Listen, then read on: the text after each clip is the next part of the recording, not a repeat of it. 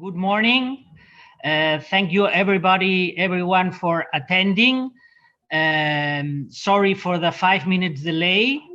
I would like to thank the assistance of the third Deputy Mayor, Mrs. Laia Bonet, of Consul Generals, Director of Chambers of Commerce, partners and friends.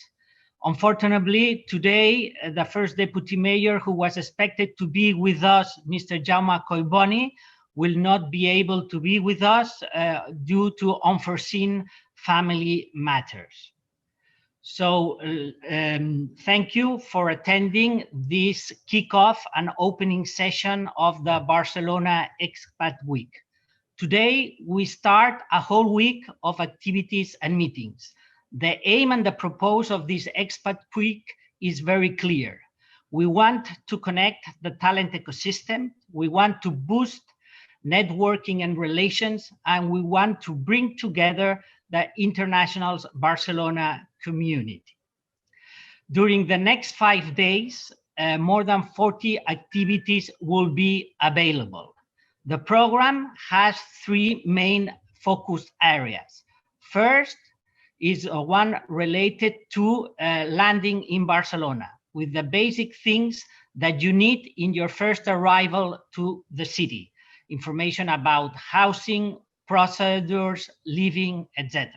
The second theme is working and doing business in the city, where you will find Barcelona's business offers and where you can be also able to find the support and services that the city offers to employees, to self-employed people, to entrepreneurs, and to SMEs.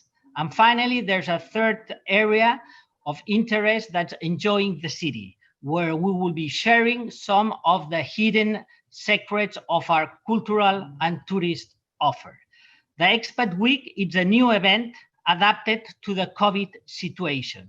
It has its origin and preserves the identity of the International Community Day. The International Community Day is the event that the city has been organizing for 7 years in a row, each October in the Drassanas, to join and gather the expat community. Unfortunately, this year, this event cannot take place, and this is why we have organized this Expat Week. Wrapping up, 40 activities available this week, 88 speakers from 27 different nationalities, 50% of them women, and 75 partners and collaborators that will be participating in the different roundtables, webinars, etc. Today, everybody agrees that the more scarce good is talent, qualified human resources. If 50 years ago, it was the people who followed the companies and people moved where the companies decided to locate, today is the other way around. Is the company who are following the people, and the companies move where the talented people has decided to establish. This is why attracting and retaining talent is a true competitive advantage for a successful economic development of a city. To talk about this and much more, today we have 2 exceptional speakers that from 2 different perspectives and complementary visions will be talking about these issues and topics. First, we have Caterina, sorry for the pronunciation, Psychopaida. She is from the Mercer Group. Mercer don't need much presentation. As you know, is a worldwide company, leader in the management and transformation of talent. Mercer has more than 70 years of history, has a presence in 140 countries, Spain among them, and with a very important branch in Barcelona, and has more than 40,000 employees. Caterina is the Director of Employment, Engagement, and Experience. She will be talking to us about talent trends and how the 2020 has changed the employee experience forever. After, we will be having the third Deputy Mayor, Mrs. Laia Bonet, who will be talking about how the city is facing, how Barcelona is facing the talent trends and how to become a talent-friendly city. Please, Katerina, the floor is yours. Thank you very much, Mario. Hello, everyone. Good morning, bon dia, buenos dias, kalimera. I'm really excited to be with everyone today. I'm really honored to be kicking off a week packed with inspiring, but also practical and inspirational talks and esteemed speakers. I'm forced to join you remotely. As Mario said, this would have been much better if it was face-to-face, but I am actually forced to join you from my living room here in cloudy and cold London, where I've been living for the past 15 years. Actually, I'm originally from Greece, but I've been living in London and working mostly internationally on the area of business psychology advisory.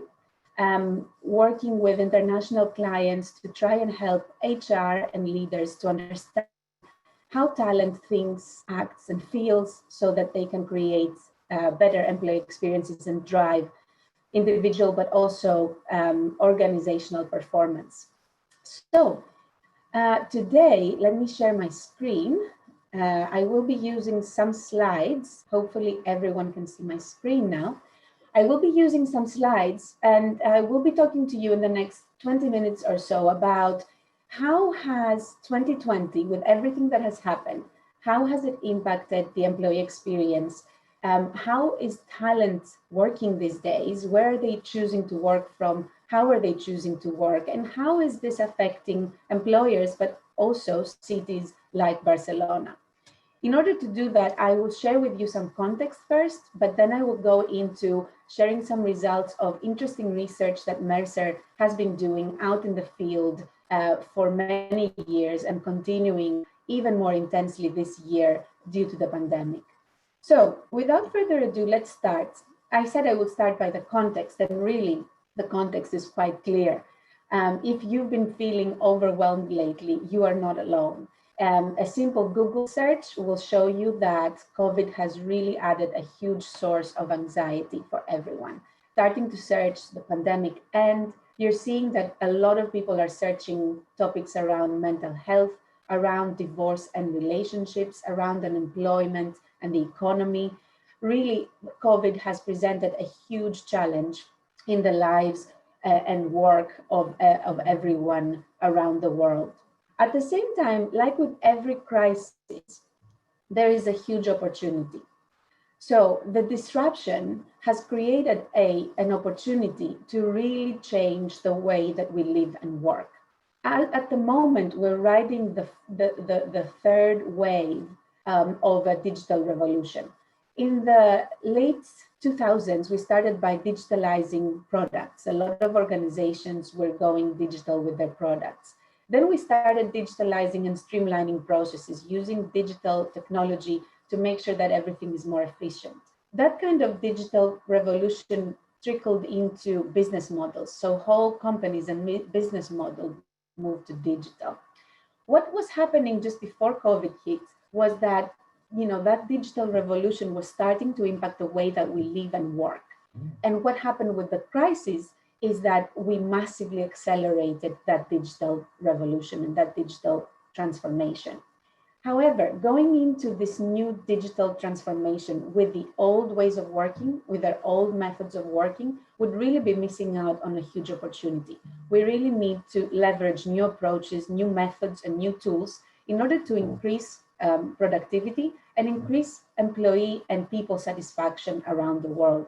We really need to take on board this opportunity to change the way that we live and the way that we work. Unfortunately or fortunately, this has started changing already. So how has the working experience, the employee experience changed during the last few months? What you see on the screen is where everyone's mind goes to immediately. Well, COVID made sure that everyone was able to work from home. We're thinking about office workers, 9-to-5 office workers that all of a sudden were forced to work more flexibly from home. That's not the only change, and that's not the change that most of my clients were worried about. my clients were asking me, well, is this huge disruption going to impact employee engagement? Is the talent going to be disrupted? And really, are we going to lose out on productivity and engagement? And actually, looking at our data, employee engagement hasn't been in decline. Actually, a lot of the components that make talent being engaged, that make people engaged, are actually increasing, have been increasing during COVID. So comparing to pre-COVID and during COVID, people feel a greater sense of care. They feel that employers, cities, governments are taking better care of them. They're paying attention to their needs, and they're trying to support them in this difficult time. So perceptions of care have improved. Perceptions of belonging have also improved. Weirdly, because of course people are more isolated now, but because everyone is facing the same threat, there is a greater sense of belonging and everyone is feeling like we're all in it together. And then finally, we see great improvement and increase in the level of trust. And that's trust towards the employer, trust towards governments and public bodies. There is a lot of trust on employees to be remotely and doing their work without having direct supervision. So this, again, this disruption, this crisis has brought about some positive side effects. And definitely we're seeing that engagement isn't dropping. But that's not the whole picture. That doesn't mean that the work experience hasn't been disrupted and that the way that people feel hasn't really been impacted. We did further research, and I'm showing you a few examples here, but when we did the research, we analyzed the data, not just at the highest level, like everyone grouped together, but we wanted to go deeper into what is the experience for different parts, different segments of the population. This is an example of doing a segment analysis between men and women. We saw that although engagement didn't decline, when we asked employees around the world, what were they worried about during COVID? We found some gender differences. We found indeed that women were much more impacted and much more worried about their mental health than men. We found that women were more affected in terms of the workload that was increased during COVID and the work-life balance that they had to juggle work with children, with homeschooling, with managing the household. And they were more worried about workload and work-life balance than men. Also, they were more worried about the societal impact of the pandemic more generally. So it doesn't really mean that if we don't see a change on the overall level, it doesn't mean that it doesn't exist. What COVID has shown us is that we really need to dig deeper into what is the unique experiences that each of the segments of the population are having. And we need to do that in an inclusive and diverse way. We need to allow for everyone's voices to be heard and to be understood and to be taken care of. So that's the experience as we see it from the data so far, how the pandemic so far has impacted employees. What about the future? We also ask in our surveys and in our research, what do people feel about the future? And actually this change is going to continue. We ask people, how do you feel overall? Mixed, optimistic, pessimistic, no change. And actually, most people are feeling mixed feelings about the future, followed by some optimism, which is great, but almost no one is saying that nothing will change. People are expecting things to change, and they're feeling so-so about it, mixed. What is it that everyone's predicting will change, especially around the way we live and work? Flexibility is the biggest prediction. People are saying that there will be more flexible working and there will be more trust between employee and employer to work in a different situation from different areas at different times, and an increased flexibility, taking into account everyone's context. Employees are predicting that they will be feeling less stressed in the future because flexible working will become a real thing, and because employers will have more empathy and will pay more attention to well-being of the employees and the diversity and feelings of inclusion. Trust will give more autonomy to employees and the ability to work from wherever they want and whenever they want. Greater work-life balance brought about by flexibility. Culture shifts so that there is more empowerment in the team. The team dynamics are going to play a big role in the future. We saw even during COVID that the team was the major support unit for people during COVID. And then finally, digital. Digital is going to enable everything and is going to be the accelerator for really taking into account everything that's happened and turning it into a positive change for the future. So mixed feelings about the future, but really hopeful that this revolution, this change is going to be used for the better. What is very important, however, by all of this is that we start thinking about the employee and about people in a more holistic way. What this pandemic has shown us, and from our research before the pandemic, we're really seeing that we can't think about employees anymore as a 9-to-5, going to the office or to the shop floor experience. We need to start thinking more holistically. And by defining employee experience more holistically, we see that cities and governments are playing a much bigger role in the employee experience. So what is the definition that we're giving? The definition is 3 parts, is really where the new holistic employee experience lies. The first part is the employee themselves. We really need to understand nowadays employees, citizens, people in a very deep and meaningful way. What are their expectations? What are their unique experiences? And not just categorize them as, millennials, Generation Zs. No, it's actually a more holistic definition of who employees and who citizens are and what are they bringing with them, what values, what experiences, and what expectations. The second one is the environment. What are the touch points between the employee and the environment that they're living? And that's not anymore just the office and the shop. That could be the home. That could be the culture and the touch points with the people and their leaders and their peers. That could be the programs and the processes and the technology that they are interacting with day to day that shapes their experience. And finally, the importance of events. And that's not just the scripted events, onboarding, being promoted, the events that we have been traditionally tracking, but this is also now unscripted events. Life events like you're pregnant and you want to come back to the workplace and be reintegrated, or you're working and you want to take some time off to help an elderly relative that needs support. So what are the life events and the broader organizational and national events that are shaping the experience? If we start thinking about the employee experience in a more holistic way, then we are much more likely to attract and retain and engage the right talent that we need within cities and within organizations. So what does this mean for cities and for cities like Barcelona? It's really interesting, as Mario said in the beginning, that right now it's not the employee that goes where the job is. It's really the employer and the job that goes where the employees are. And there is a greater sense of, talent flexibility, talent mobility. It's really important to understand what that means for cities and for cities like Barcelona.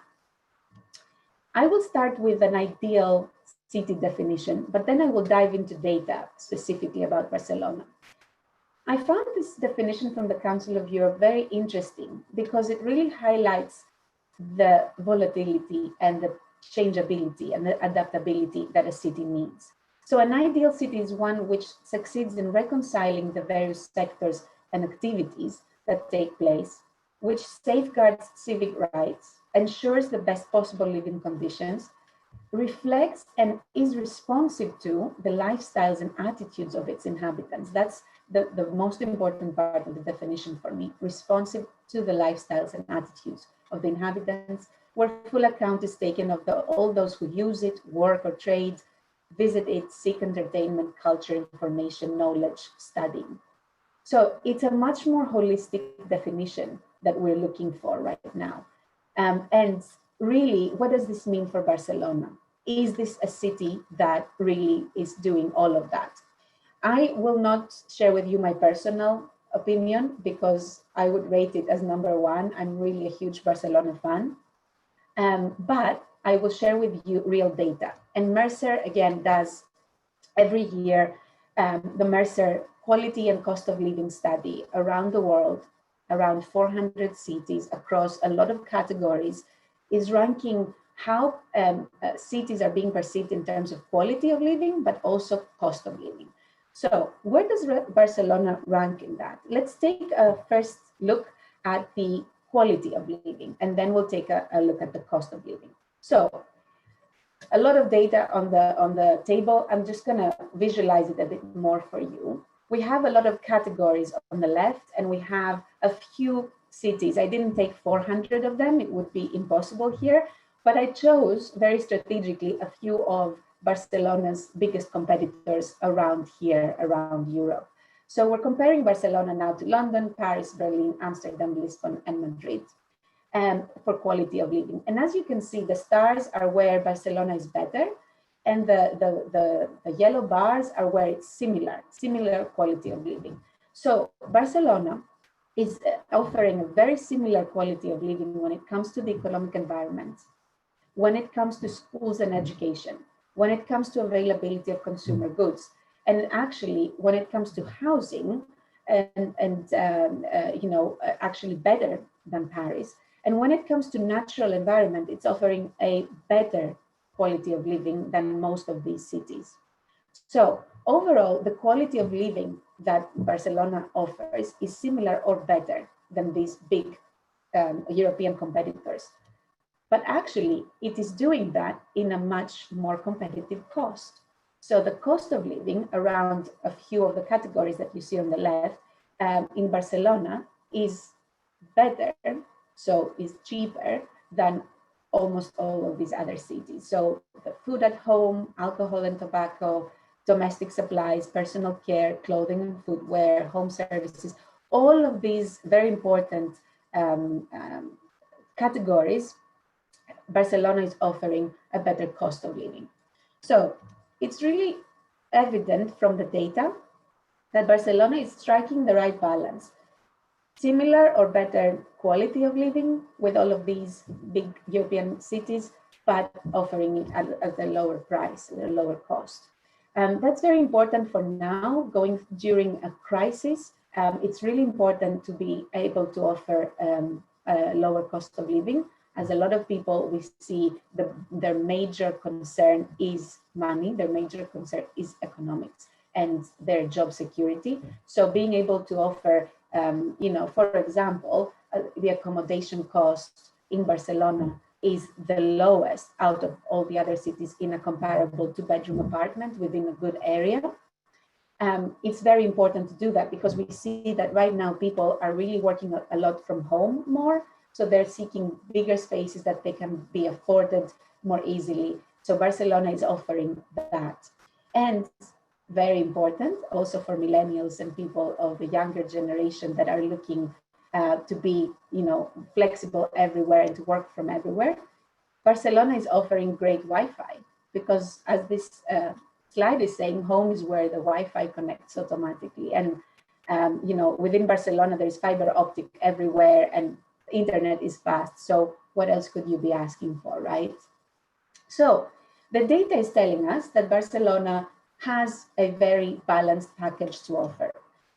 But what I'm saying to you today is that really what really matters in order to keep sustainably attracting talent is to really be able to change, is to really be able to adapt to what talent needs. And it's not really the what, which we just shared with you now.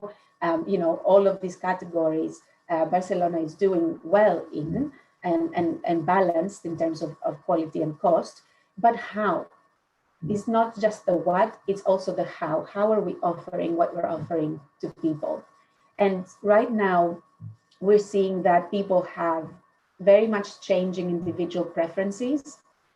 Of course, medical and health provisions are important, but not just the basics. We need diverse medical needs to be met. It's important to have a good political and social environment, but it really has to be one that is tolerant to diverse, non-conventional families, diverse populations. It's important to have very nice natural environment, but what about inclusive spaces? you really need to create spaces that different kind of people with disabilities, people that have different preferences can gather around. So really trying to understand the changes in individual preferences and try to create more inclusive environments. The second one is trying to be more flexible. And of course, it's important to offer, the cheapest housing and really good spacious housing, but what about flexible options?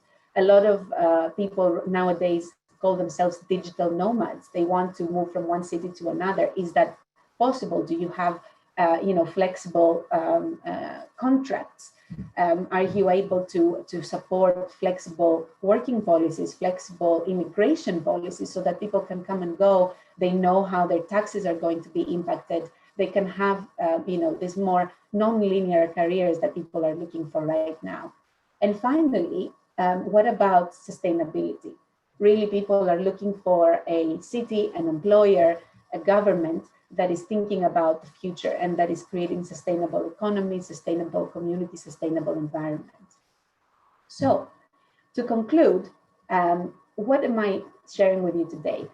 I'm saying that what really employees and cities need to do is to start reinventing now for the future, learning, taking stock of what the pandemic has taught everyone, and trying to reinvent in three very important ways. Reinvent for value.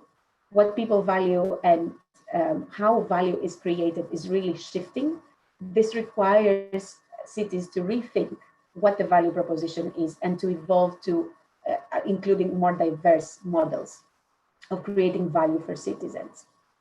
The second one is reinvent for flexibility, making sure that there is adjustment, continuous adjustment in the capacity and accelerating digital transformation and creating flexible provisions for citizens and for employees.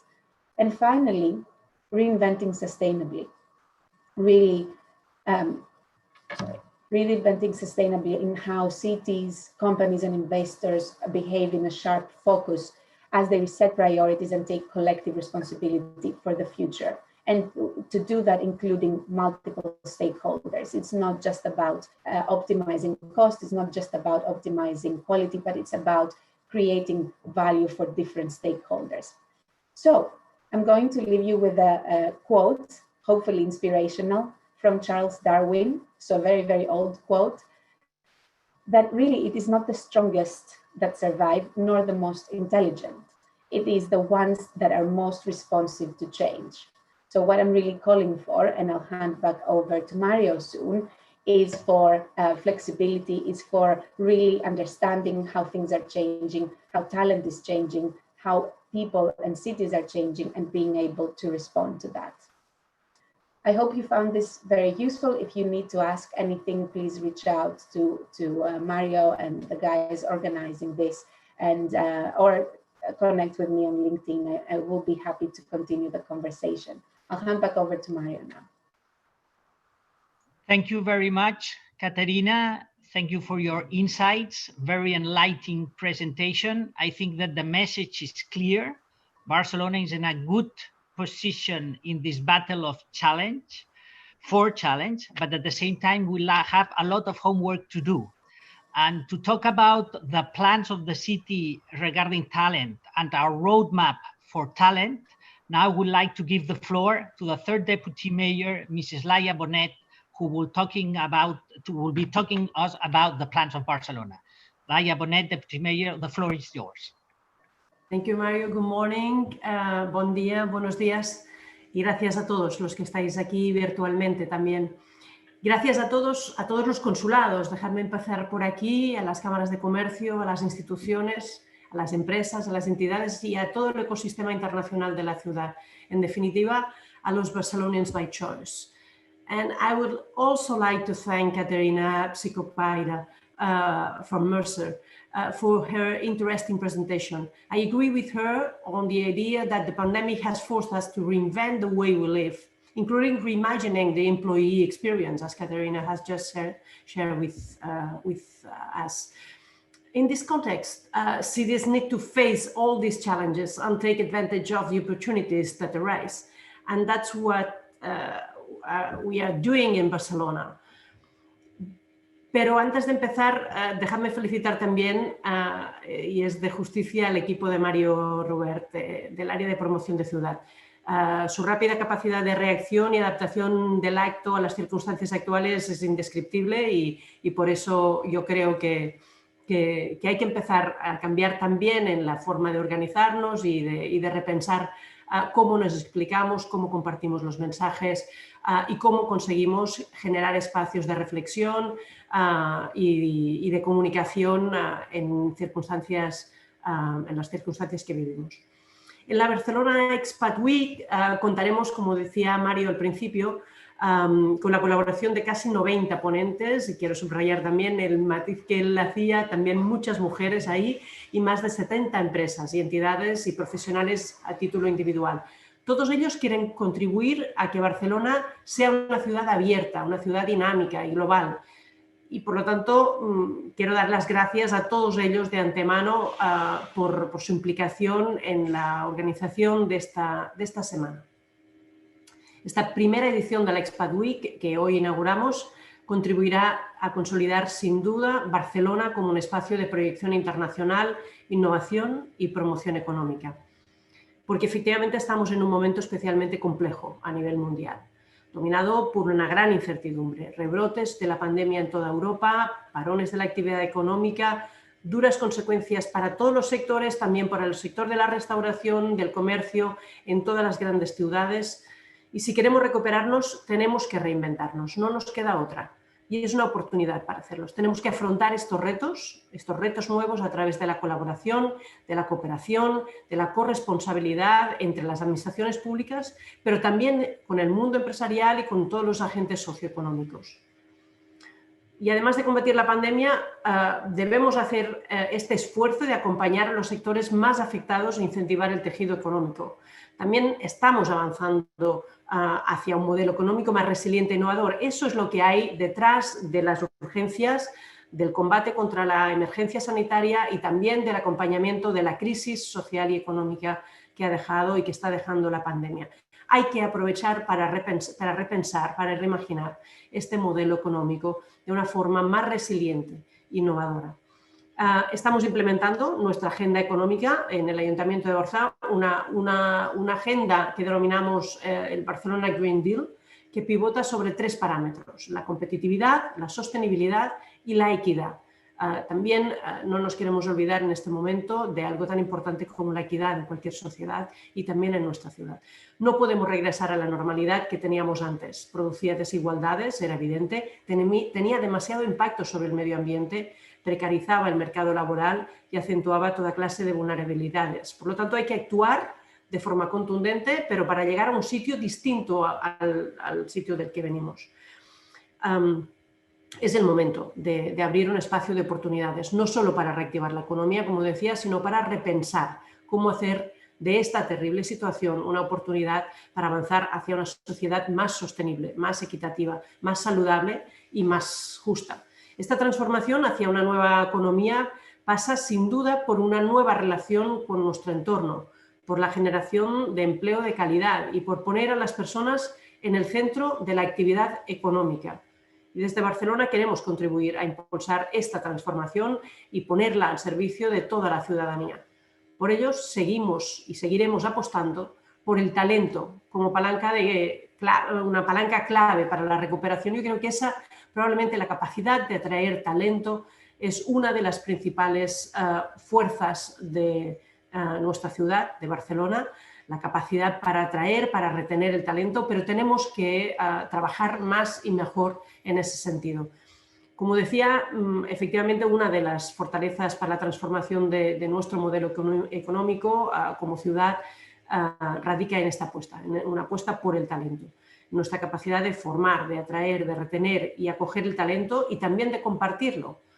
Y solo así contribuiremos a sentar las bases para una economía más robusta, más resiliente, más moderna y también más competitiva. Nos jugamos evidentemente el presente, pero también nos jugamos el futuro inmediato, a corto y a largo plazo. El talento internacional aporta competitividad, creatividad y capacidad de innovación, porque trae nuevas ideas, nuevas técnicas, nuevos métodos, nuevas perspectivas. Aporta diversidad, aporta complejidad, aporta riqueza al mundo empresarial, al ecosistema emprendedor, en definitiva, y también de las startups, al mundo académico y científico, en definitiva, a toda la economía local y a la sociedad en su conjunto. Y precisamente en esta línea, la Expat Week, yo creo que supondrá una inyección de nuevas ideas en un momento muy necesario y muy importante para Barcelona. Unas ideas que saldrán de todos estos debates que se organizarán durante toda esta semana. Barcelona quiere seguir siendo un polo de atracción de talento internacional, algo que es imprescindible para el modelo de ciudad que queremos. Es por ello que defendemos que Barcelona debe seguir siendo una ciudad abierta. Queremos que Barcelona sea acogedora, que sea fácil mudarse, que sea fácil establecerse en ella y que los que lleguen a nuestra ciudad puedan crear vínculos, relaciones, proyectos que los enraícen y que se sientan barceloneses y barcelonesas. Quiero resaltar, y aprovecho esta ocasión para hacerlo con todos ustedes, algunos proyectos que estamos impulsando desde el Ayuntamiento de Barcelona en ese sentido. Lanzamos un plan de retorno para el talento joven autóctono que se fue al extranjero debido a la anterior crisis económica y que busca oportunidades para volver a Barcelona. Es una acción para revertir la fuga de cerebros. Es una atracción del talento que supimos crear en su momento, pero que desgraciadamente se fue a buscar suerte en otras ciudades. Queremos recuperarlos. En otro sentido, el año que viene pondremos en marcha también una oficina de atención al talento internacional, la Barcelona International Welcome Desk. Esta oficina tiene que mejorar la acogida o pretende mejorar la acogida y ofrecer el apoyo necesario personalizado a los profesionales internacionales que se instalan en la ciudad. Y también otra iniciativa que denominamos VisaTech, que estamos creando con la idea de ofrecer nuevos mecanismos de colaboración con la Administración del Estado y de la Generalitat que permitan reducir las barreras burocráticas relacionadas con la llegada del talento internacional, algo que seguro que preocupa a muchos de los que querrían instalarse a Barcelona y que necesitan ver con mayor facilidad ese aterrizaje a nuestra ciudad. Facilitar la obtención del NIE, de los visados y de los permisos de trabajo u otros trámites clave es lo que pretendemos hacer con esta iniciativa. Y también potenciaremos las actividades de acogida, dinamización y fidelización de la comunidad internacional con un programa 360 durante todo el año para dar respuesta a todo lo que necesita el talento que acaba de llegar y el que ya lleva años aquí y que continúa teniendo motivos y queriendo quedarse aquí. El año pasado tuvimos 5.800 participantes en estas actividades de acogida y queremos seguir creciendo para ser más útiles en todo lo que preocupa a la comunidad internacional en nuestra ciudad. Y además montaremos un encuentro anual para el talento internacional de la ciudad. Hasta ahora habíamos realizado una feria. Este año hemos reinventado el proyecto, como saben, y hemos dado un paso adelante más ambicioso con esta Barcelona Expat Week, que hoy empieza, con una plataforma tecnológica innovadora que permitirá crear una comunidad virtual que pueda ayudar mucho a esta reflexión conjunta que planteábamos al inicio de esta sesión. Permíteme que acabe diciendo que Barcelona es rica en talento, ya lo es hoy, tanto local como internacional, de ciudadanos y de ciudadanas de nacimiento y de adopción, personas que nacieron tanto aquí como en otros países, pero queremos seguir siéndolo y siéndolo incluso más intensamente. Es por ello que quiero finalizar dando las gracias a las más de 1.500 personas de más de 100 nacionalidades que se han registrado a esta Expat Week que hoy inauguramos y que forman parte de esta red internacional de la ciudad de Barcelona. Les invito a todos y a todas a disfrutar, a participar de la Barcelona Expat Week, a conectarse, a hacer contactos, a multiplicar los esfuerzos y los resultados porque esta ciudad no se detiene y no quiere detenerse. Muchas gracias a todos y a todas por vuestra confianza en Barcelona. Thank you very much. Thank you, Laia Bonet, Deputy Mayor.